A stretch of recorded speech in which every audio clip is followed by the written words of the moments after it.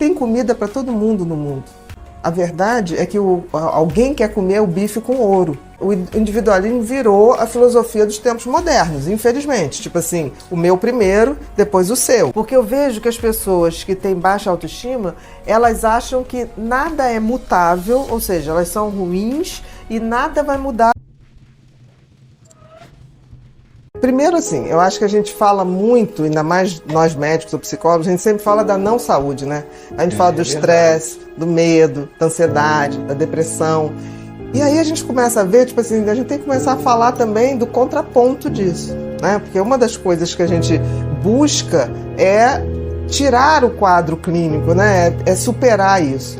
E aí foram feitas várias pesquisas, já há um tempo, do efeito exatamente dessas 3 palavrinhas, dessas 3 ações: empatia, gentileza e compaixão na saúde, não só mental. Começou como uma pesquisa de saúde mental, mas na saúde física, até porque a mente acaba comandando tudo. Então, se detectou algumas coisas interessantes. Por exemplo, primeiro, diferenciar. Empatia é só aquela questão de eu me botar no lugar do outro. Mas a empatia é só empatia. Por exemplo, se eu não tiver a compaixão, eu não entro em ação para mudar aquilo. Porque eu posso ter muita empatia, mas eu não estou ajudando ninguém. Sensibilizar com a dor do outro, mas não fazer nada para que o outro mude. Então, por exemplo, a compaixão, ela já tem uma postura de ação. É o que eu vou fazer para mudar aquilo. E a gentileza é um bracinho da compaixão. É como se fosse intermediário. Eu faço uma coisa não para mudar, mas para tornar a vida daquela pessoa um pouquinho melhor. A gentileza, eu posso te dar uma flor, eu posso te dar um abraço, eu posso te dar um beijo. Não necessariamente um sorriso. Não necessariamente eu vou tirar você de uma situação ruim, mas eu vou dar um pouquinho de luz naquele dia. E aí foi tão interessante porque a gente viu o seguinte, que essas compaixão, empatia e gentileza têm caminhos diferentes no cérebro, tem neurocircuitos diferentes. E são coisas que têm que ser treinadas, porque são coisas muito recentes no ser humano. Os nossos circuitos ligados à nossa sobrevivência, à nossa evolução como espécie, sempre foram o contrário. Foi de competitividade, de violência, de ocupar espaço, de fazer, competir com o outro, de comida, de buscar abrigo. Tudo oposto a isso, né? Porque como é que eu estou disputando um território com você? Como é que eu posso ser gentil, ser empático com você ou ter compaixão? Era impossível. Mas nós estamos marcados ainda, os nossos circuitos mais marcados são os circuitos da sobrevivência. Por isso, tanta gente adoecendo de medo, né, de depressão, disso tudo. O que a gente viu é que os outros circuitos mais recentes, que não são tão marcados, podem ser treinados. Como é que eu treino, por exemplo, compaixão? Você pega qualquer pessoa, eu penso agora numa pessoa que eu amo. Você pode pensar. Pensou na pessoa que você ama? Pode ser qualquer pessoa em qualquer nível de amor. Você agora vê essa pessoa sofrendo, ok? O que você vai fazer para tirar essa pessoa desse sofrimento? O que você vai fazer para mudar isso? Empatia, gentileza e compaixão. Tem uma hierarquia. A empatia, quando eu falei, imagina uma pessoa que você ama, você foi empático. Sim. Né? Imagina ela sofrendo. Novamente você está sendo empático e sentiu essa dor. Agora, você pode fazer isso tudo e a pessoa continuar ali. Na gentileza, eu vou lá, vou dar a mão. Eu dei a mão, mas não mudei. Agora, o que eu vou fazer para ela mudar? Aí eu já estou na compaixão, que é um nível muito mais elevado. Então isso tem que ser treinado. E é tão bacana isso, porque assim, hoje existe nas escolas um movimento de treinar isso, que seria a tal da inteligência não emocional, seria uma inteligência socioafetiva. Porque emoção é só identificar uma emoção, mas é uma coisa mais abrangente. Então, você treinando crianças desde muito cedo a ter empatia, gentileza e compaixão, você automaticamente está diminuindo a probabilidade daquelas crianças desenvolverem transtorno de ansiedade, depressão, porque os circuitos ligados ao medo, à ansiedade e o adoecimento pela depressão, pelo excesso desses dois, é muito mais instintivo, está muito marcado pra gente. O que não está marcado tanto, que a gente só começou a ter casa onde morar, comida farta, vai no supermercado e pega, há muito pouco tempo na história da humanidade. E isso faz com que esses circuitos desses sentimentos mais generosos ainda precisem de treinamento. Mas o que a gente está fazendo? A gente evoluiu, mas não estamos treinando isso. porque as pessoas evoluíram, aí estão competindo, ao invés de tem comida para todo mundo no mundo.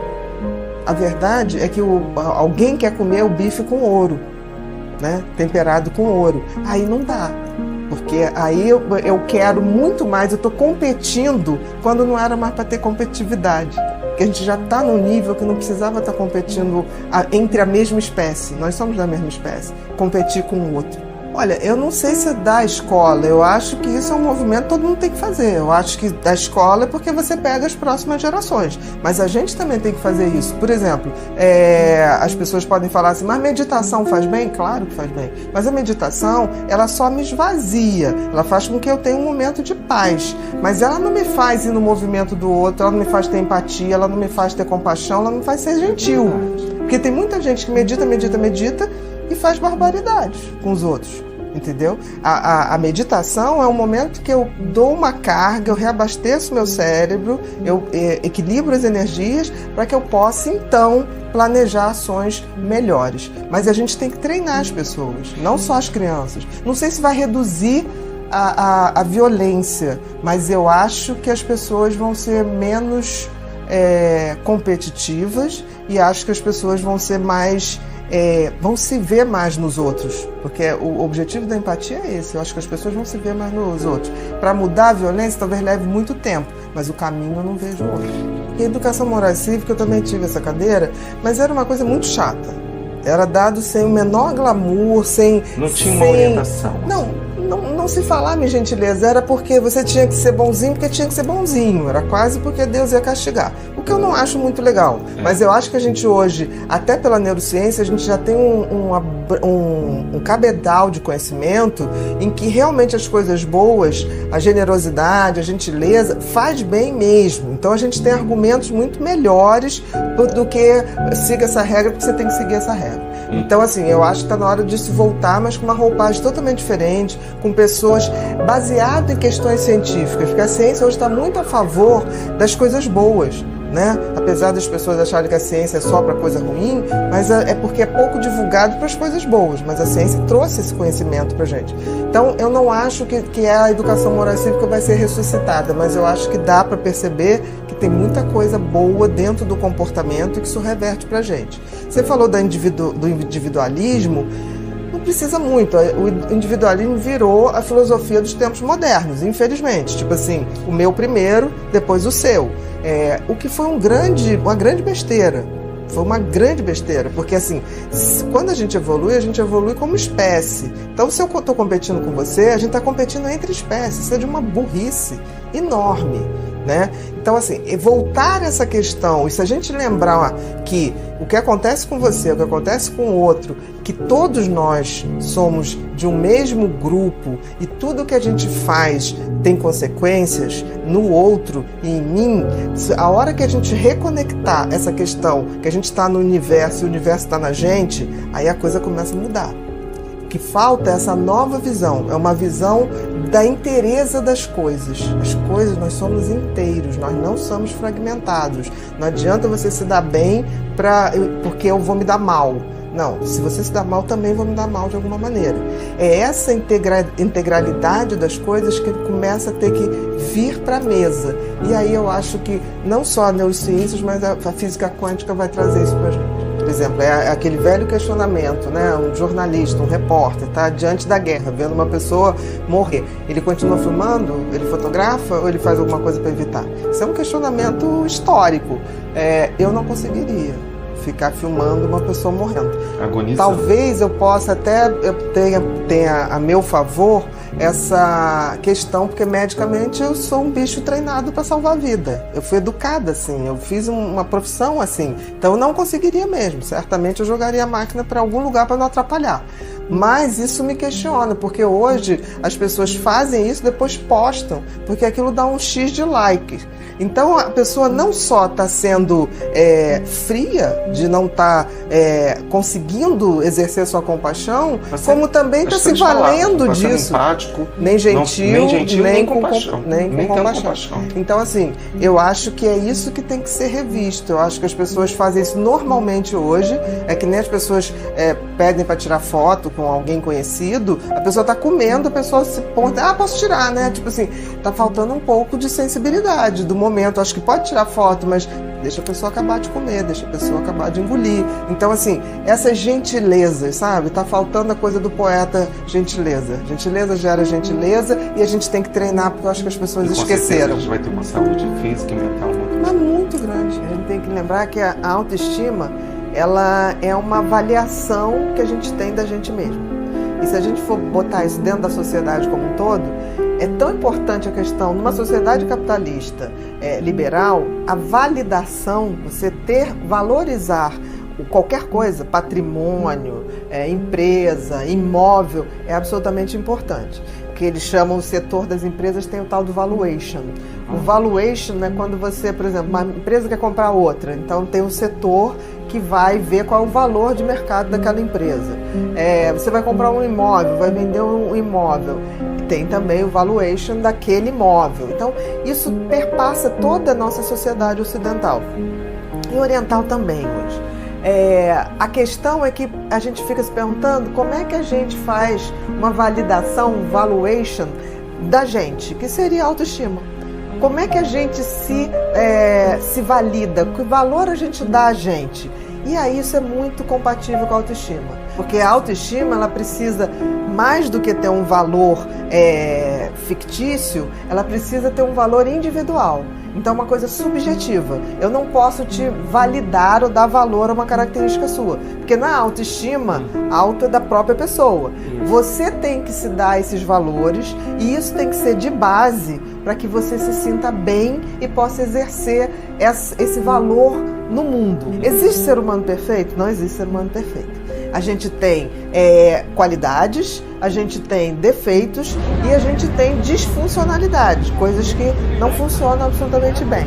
A grande questão é a gente aceitar isso, porque eu vejo que as pessoas que têm baixa autoestima, elas acham que nada é mutável, ou seja, elas são ruins e nada vai mudar aquilo. Ou as pessoas que têm um ego, um narcisismo ou uma coisa inflada, que elas são maravilhosas. Não tem a pessoa que seja tão ruim assim, nem tem a pessoa que seja tão maravilhosa. Uma coisa que é muito importante para uma autoestima, quando você falou amigos, respeito, isso ainda depende do outro, a amizade depende do outro. A coisa mais importante para a formação de uma autoestima é a essência da pessoa. É assim, o que aquela pessoa tem na sua índole, tem na sua essência de sentimento e o que a pessoa tem como talentos essenciais. A gente tem que ver, partir do princípio que não existe um cérebro perfeito, não existe uma pessoa que vai ser boa em tudo. Mas a gente identificando desde muito cedo o que a gente faz de uma maneira, o dom, né? Faz um pouquinho diferente das pessoas e tem um prazer e sabe que aquilo é bom, a gente tem que pegar isso e investir nisso. Tem de melhor. De melhor. A autoestima, quando ela é feita em cima dos nossos talentos, em cima da nossa índole, ela é uma construção sólida. Quando não é feita assim, não vai. A autoestima tem muito a ver se a gente tem a sensibilidade de captar o que a pessoa tem de melhor, de captar seus talentos e não atrapalhar, deixar aquilo se desenvolver. Se não puder ajudar, não atrapalha. Eu acho que se a gente não consegue conectar a pessoa a essa essência dela, a esse retorno a essa criança que não tinha noção de inadequação, que não tinha esse tipo de visão depreciativa, e a gente trazer essa criança para avisar esse adulto que, olha, eu sobrevivi, só falta agora ser feliz. Eu acho que esse retorno é fundamental. Eu, quando olho para trás, quando eu falo assim, eu nunca pensei que eu ia ser escritora, mas eu adorava escrever. Eu me lembro que eu ia para o escritório do meu pai, tinha uma máquina, Olivetti, aquelas máquinas, e eu brincava de ficar batendo aquilo, e eu achava que eu estava escrevendo capítulos de novela. Não tinha nada. Legal. Entendeu? Então, na minha cabeça, aquilo tinha um ritual. E que eu abandonei quando eu descobri disléxica. Eu falei assim, não posso mais escrever porque eu só escrevo errado. Então, assim, e deu tempo de recuperar isso. Quando alguém chegou para mim e falou assim, você tem revisores. Revisor para isso. Então, hoje, quando eu olho para trás e olho assim, 14 livros, eu falei, gente, eu nunca achei que eu escreveria nenhuma apostila. Eu achei que eu não era capaz de escrever nenhuma apostila. Então, assim, se a gente não resgata esses talentos essenciais, não se constrói autoestima em cima de palavras positivas. Eu sou bom, sou bom, sou bom, sou maravilhoso. Isso não funciona. A única autoestima que é real é aquela que eu invisto nos meus alicerces. E todo mundo tem um talento, todo mundo tem um dom, vem no DNA. Seja lá quem nos criou, o Criador nos fez com alguma função e algum talento para exercer essa função. Então, assim, seja onde for, a gente tem que deixar a essência da gente, o carimbo da gente. É isso que fica. É isso que fica. O dom da gente. O dom da gente. Não tem autoestima que se construa em cima de coisas que não sejam verdadeiras, que é a essência da gente e os talentos e os dons que a gente já veio para cá. Senão a gente está aqui para evoluir. E evoluir através dos nossos talentos. Se você não faz isso, você nem cumpre a função que a vida te dá.